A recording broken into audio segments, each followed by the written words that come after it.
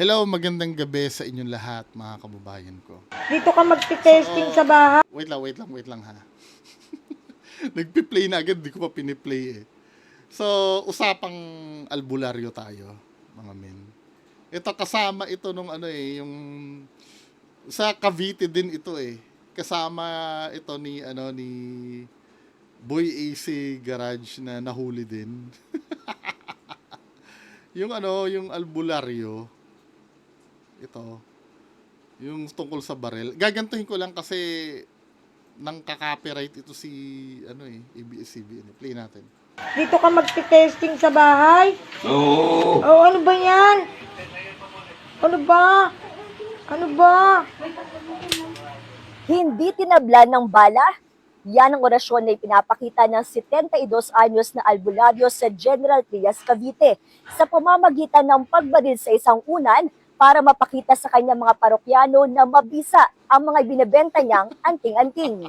Pero sa halip na mapatunayan ng umano'y kapangyarihan ng agimat na uwi sa Don't get me wrong ha.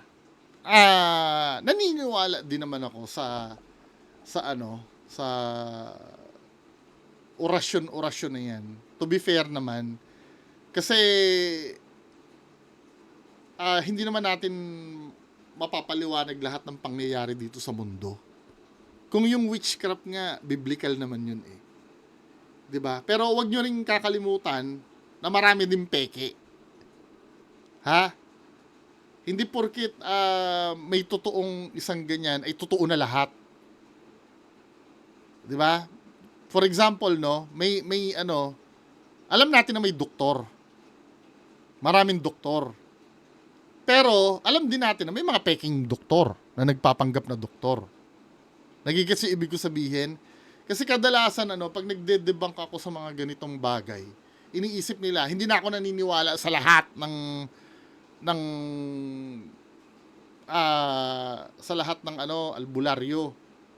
Meron naman siguro somewhere out there, hindi ko lang alam kung sino pero I do believe somewhere out there meron naman.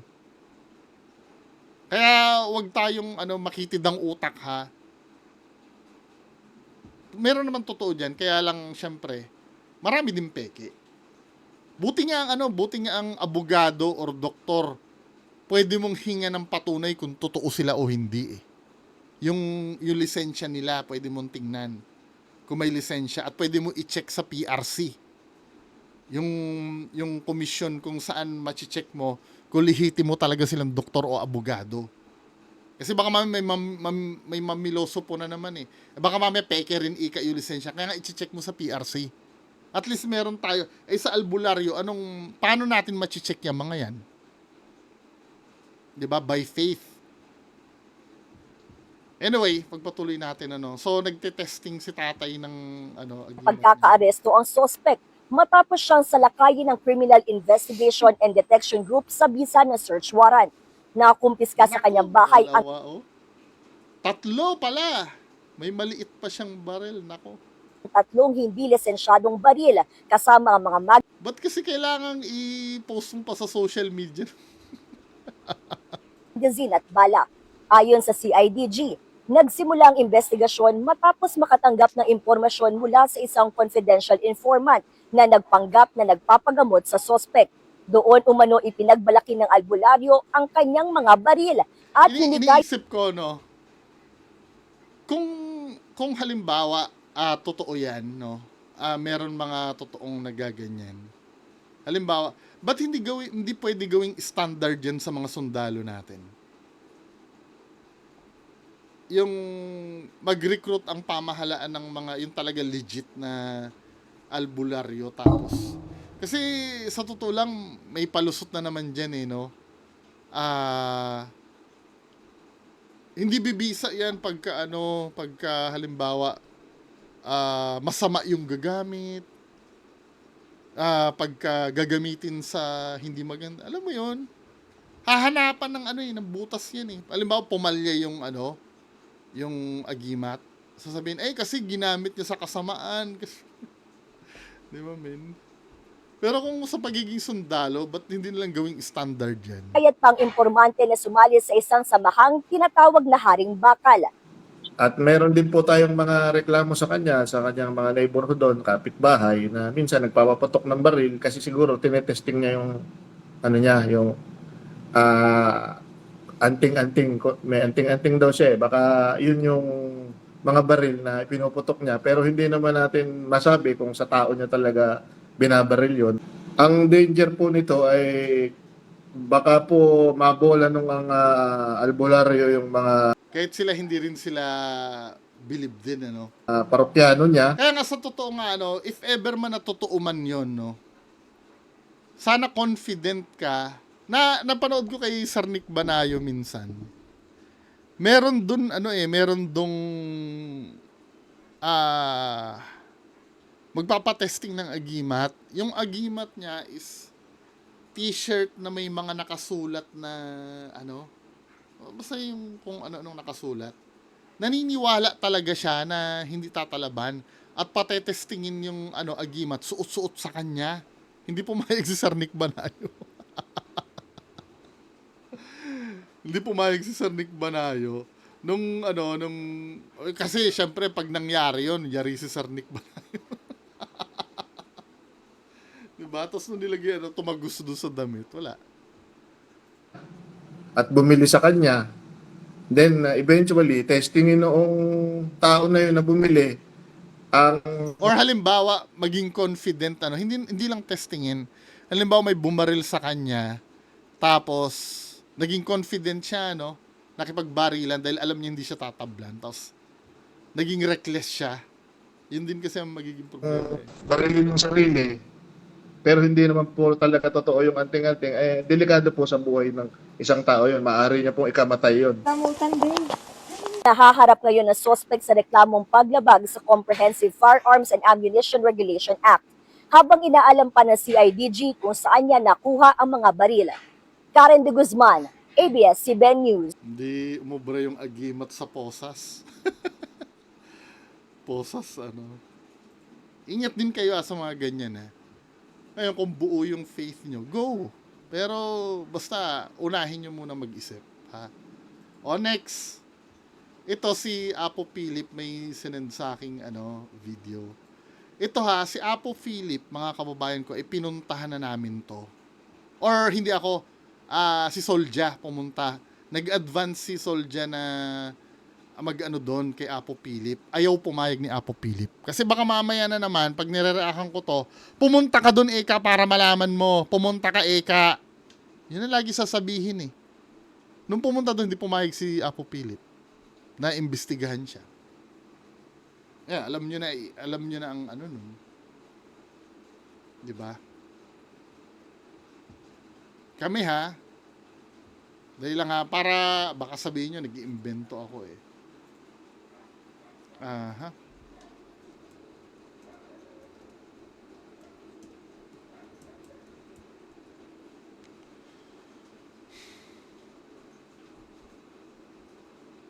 Ayan dininay yung pagpunta doon. Si Solja ang pumunta doon eh. Kahit magsusuri lang.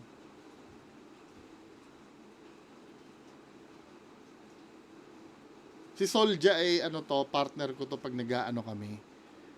Nag-ghost hunting, nag-investigate kami. Kaya alam nung iba yan ha. Paano ba to?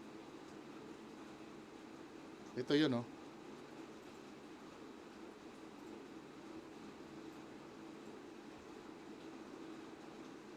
Tagal naman ng internet. Anyway, panoorin nyo to, yung Apo Philip denied na sa recording ko i-play. So, ito yan. So, andito na tayo sa Andun siya, pumunta siya kay Apo Philip doon. lugar mga kap. Tatanong natin kung pwede tayo Ano ba to? Pang ano mo? Premier? No, or mag-document kahit Pang ano? ng pasyente lang.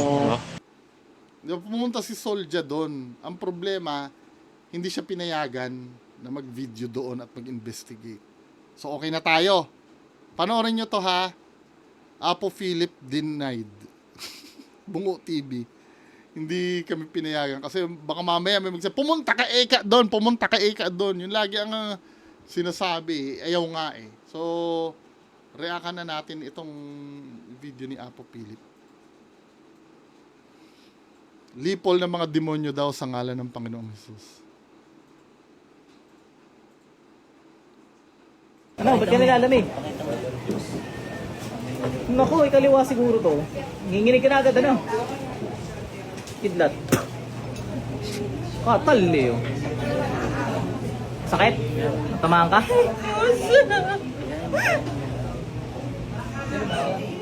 Bitawan mo yun, bigyan mo ng isa. Sinasapian to? Bitawan kung sinasapian yan, ba't siya tumalima dun sa... Bakit siya sumunod na bitawan? Kidlat. Ito ha, maghahanap din ako ng indicators kung totoong sinasaniban to o hindi. Sibat. Ano, lalaban? O lalabas? Hindi po! Hindi po ako lalaban! Patay ka sa akin. Ikaw muna cellphone mo. Taas muna, taas muna. Hindi po ako lalaban! Hindi po ako lalaban! Hindi po ako lalaban! Parang awan niyo na po! Ano gagawin? Hindi na po ako lalaban! Eh, ano ang gagawin mo? Hindi na po ako lalaban! Hindi na po ako Tulong mo lang lalaban! Tulong mo lang siya. Hindi na po ako lalaban! Para ka nakakita ng asma ka. Hindi na po ako lalaban! Ayoko na po! Ayoko na po! Hindi na po ako lalaban! Baka nakaharap na kita dati. Hindi po! Parang talantala ka na agad ah. Sorry po! Ayoko na po! Wala pang ang ginagawa eh. Ayoko na po! Ayoko na po! Kiniglatang ka lang, ayaw mo na agad ah. Ang galing ulit yan. Sige Nakachansing si tatay oh. Anong dahilan yan? Bakit mo ginugulo ang babae ko? Ano ka elemental tablo? Sagot? Hindi ko po alam! Ano yung tsura mo? May suka wala? Meron po! Meron! Ay, di tablo lintik ka. Ayoko na magulo dito. Ilang kayo sa loob? Madami po! Madami! Madami po kami! Madami! Pag pinalabas kayo, lalabas kayo ha. Opo! Opo! Opo! Sige po! Parang nakakita ka ng asbang. Ha? Ba't ka takot na takot? Ba't ka natatakot?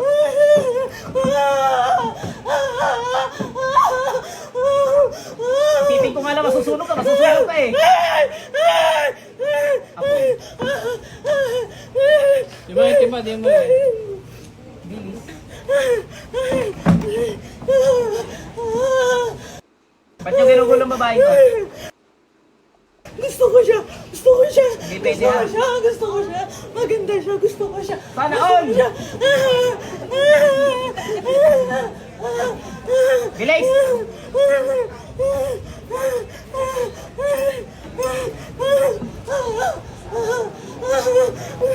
Babae siya, baka makamuha ng babae. Ito, baba niyo lang yung paa. Yeah. Wala na! Pag ginilitan ko, lalabas lahat! Gusto makakarap San Miguel? Ay, kilala mo San Miguel? San Miguel Arcangel, di mo kilala? Ako pakilala sa iyo, San Miguel Arcangel, Siyempre Arcangel. San Miguel ay beer. Ito yung tulong para palabasin, umagab lang to. Yan na.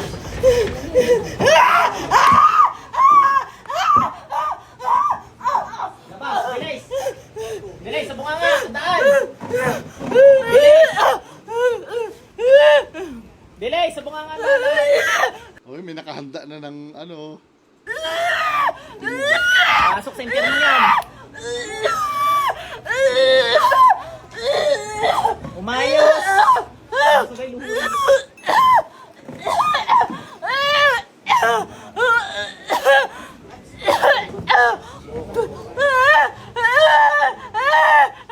Ayoko na! Ayoko na! Ayoko na! Ayoko na! Ayoko na!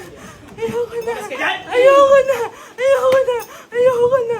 Ayoko na! Kidlat. Ayoko na! Bilis. Ayoko na po!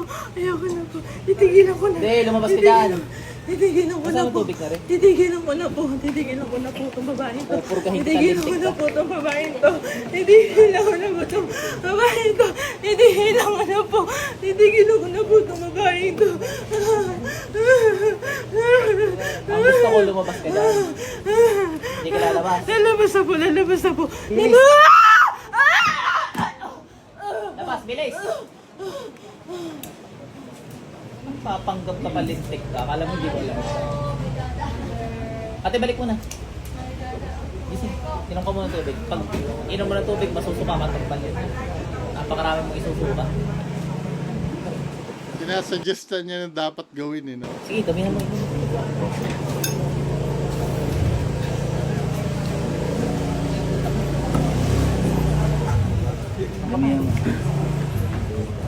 Buntis ka ga? Joke lang. Taba lang po. Sige. Hindi man lang nagtanong na anong nangyari.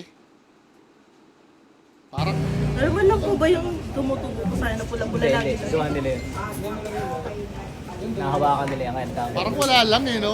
Hindi man lang siya nagtanong, anong nangyari? Labas. Labas lahat. Dudurugin ko kayo. Sige. Lalabas, dudurugin. Lalabas. Bilis! Lalabas na!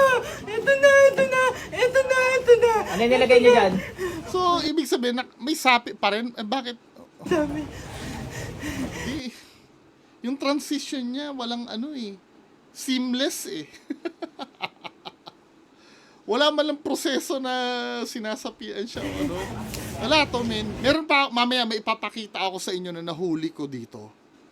Na hindi siya sinasaniban mamaya. Bilisan niyo. Ito na, tatanggalin ko na. Yung paglaruan ko pa kayo? Hindi na, hindi na. Hindi na, hindi na, hindi na.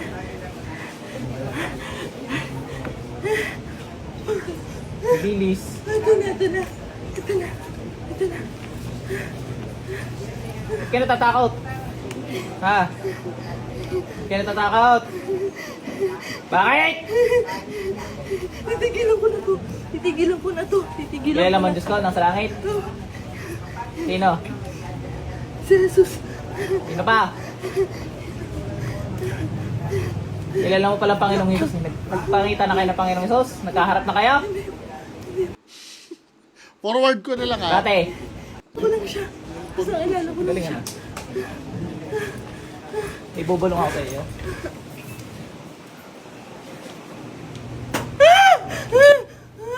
Binuraan ko patuloy. Sama yung binulong ko. Ha? Kilala mo yan? Tama na, tama na. Titigilan ko na Bago to. ang jablo to. Titigilan ko na to. Titigilan ko na to. Titigilan ko na to. Titigilan ko na to. Sa makita Panginoong Hesus, bukas ka langitan. Liwanag ng Diyos, liwanag ng Panginoong Hesus. Do you believe that bullshit? Sorry ha. Kung pagtatanggol nyo to, sabihan nyo muna siya na pwede kami mag-observe. Magpa-public apology naman ako if ever na talagang totoo eh. Kayo, hindi ha, sinasabi ko, kayo maniwala kayo dito pero ako hindi.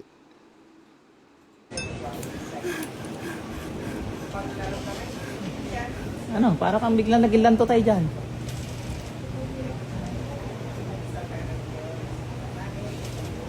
Oh, nasabi? Ha? Lalabas!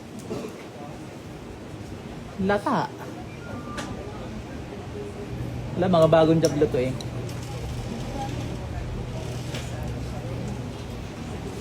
May alam na agad akong control pagka ganun. Pero akin na lang muna. Kung mga, Just in case na pumayag siya. ano yung mga nagrebelde dati, sunog yan.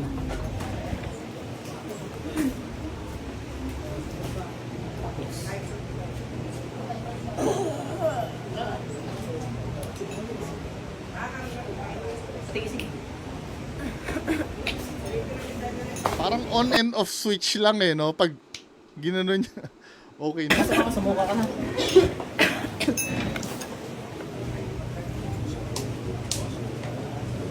Basta red flag sa akin yung kanina, uminom na siya, tapos may sapi pa pala. Pero mamaya ituturo ko sa inyo yung ano. May ilan pa nadudurog. Pinapasabog yata ni Lord. Titingnan natin kung meron pa. Parang nadudurog sila yun. Nadurog nga. Meron pa.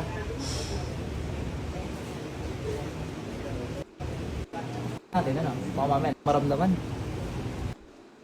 Forward ko na lang ha. At papakita ko sa Hindi ako ano yung nangyari dati. Yan yung sinasabi ko na pag mga bagong panganak na Diablo, pinapasabog na lang. Kasi yung ano, mga nagrebelde, ang parusa talaga doon, maghirap habang buhay. Eh sila, hindi na sila makakaramdam ng paghihirap. Alin man sa kinonvert, eh di ko alam nangyari kung kinonvert sila o pinasabog na lang. Saan niya nakukuha yung mga ganun? Pero nakita ko nagsabugan, eh, biglang parang may mga ano, parang puting batong malalaki. Biglang gumanon, tapos biglang nagiging abot. Sasakit talaga yan. Sa dami pa. Sa bahay niyo, nagsasabugan na rin. Lagi kayo magulo sa bahay. Puro Diablo dun, no? Ano nangyari? Hina ka. Nag-aral ka ng mga Latin, hindi. Cold reading si ano ah. Ito yung napansin ko. Kaya na, pag binalikan ka, balik ka lang dito, ha? So meaning, ibig sabihin hindi fix yung ginawa mo? May chance ang bumalik uli? Ito yung napansin ko kanina nung umpisa, no? Sakit? Natamaan ka? Ito, nung umiiyak na siya, sinasapian na siya, supposed to be, di ba? Bitawan mo yun, bigyan mo ng isa. Ngayon, naging cooperative Sinasapian naman to? siya eh. Kidlat. Yan. Sasapian na siya ha. Ang gagawin ni ate ganito. Sibat. Ano, lalaban? Lalabas? Hindi po! Diba? Kinalabit niya yung kasama niya. Red flag sa akin yun. Ba't mo kakalabitin yung kasama mo para pigilan ka? Nasasapian ka eh. Hindi mo dapat ginagawa yun. Huli! Pero di kulong. Tinan nyo men, oh, illogical ito men. Pag sinapian ka, wala ka ng control sa katawan mo. At kung ang may control sa katawan mo, yung Diablo, ayaw nun na pinipigilan siya. Di ba? Bakit ang ginawa mo dito, Ano, lalaban? nung sinasabi Lalabas? ka na, Hindi po! o kinalabit mo, tapos, bullshit! Anyway, alam mo na pag-uusapan natin ngayong gabi. Magandang gabi sa inyong lahat. Bye-bye.